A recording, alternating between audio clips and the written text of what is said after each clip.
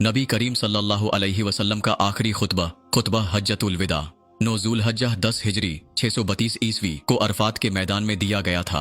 ये खुतबा इस्लामी तालीमात का खुलासा है और इंसानियत के लिए एक अजीम मंशूर है। इस खुतबे के 15 अहम निकात दर्ज झील हैं। हुर्मत जान व माल, हर मुसलमान की जान, माल और इज्जत एक दूसरे पर वैसे ही हराम है जैसे हज के महीने में मुकद्दस शहर मक्का में और योम अरफा को हुर्मत हासिल है।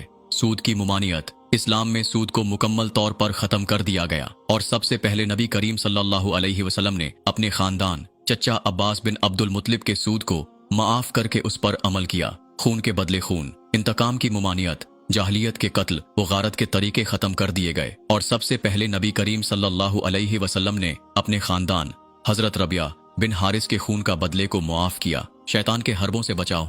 शैतान हमेशा बहकाने की कोशिश करता रहेगा, लिहाजा दीन पर मजबूती से कायम रहने की तलकीन की गई। औरतों के हकूक, औरतों के साथ हुस्न सलूक की ताकीद की गई। उन्हें अल्लाह की अमानत करार दिया गया और उनके हकूक का ख्याल रखने की हिदायत की गई। मर्द व औरत के हकूक में बराबरी, मर्दों पर औरतों के हकूक और औरतों पर मर्दों के हकूक रखे गए और नरमी व मोहब्बत की तालीम दी गई। विरासत के असूल, जाहलियत के गैर मुनसिफाना विरासती तरीकों को खत्म करके इस्लामी विरासत के असूल बताए गए। इबादात की पाबंदी, नमाज, रोजा, ज़कात और हज की सख्ती से पाबंदी का हुक्म दिया गया। बरादरी और नस्ल परस्ती का खात्मा, किसी अरबी को अजमी पर, किसी अजमी को अरबी पर, किसी गोरे को काले पर और किसी काले को गोरे पर कोई फौकियत नहीं। फजीलत सिर्फ तकवा की बुनियाद पर है। इस्लामी अखुवत और मुसावात, तमाम मुसलमान आपस में भाई भाई हैं और किसी को दूसरे पर जुल्म करने का कोई हक नहीं। कुरान और सुन्नत की पैरवी, नबी करीम सल्लल्लाहु अलैहि वसल्लम ने फरमाया कि अगर मुसलमान कुरान और सुन्नत को मजबूती से थामे रहेंगे तो कभी गुमराह नहीं होंगे। अमानत और दयानतदारी,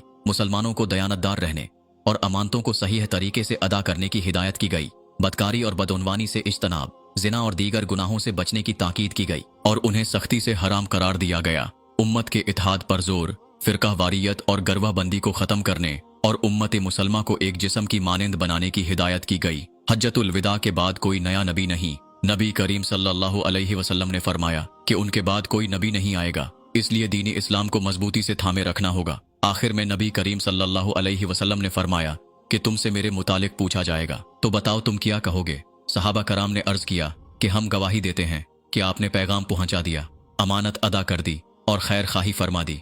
इस पर नबी करीम सल्लल्लाहु अलैहि वसल्लम ने फरमाया कि ए अल्लाह गवाह रहना, ए अल्लाह गवाह रहना, ए अल्लाह गवाह रहना।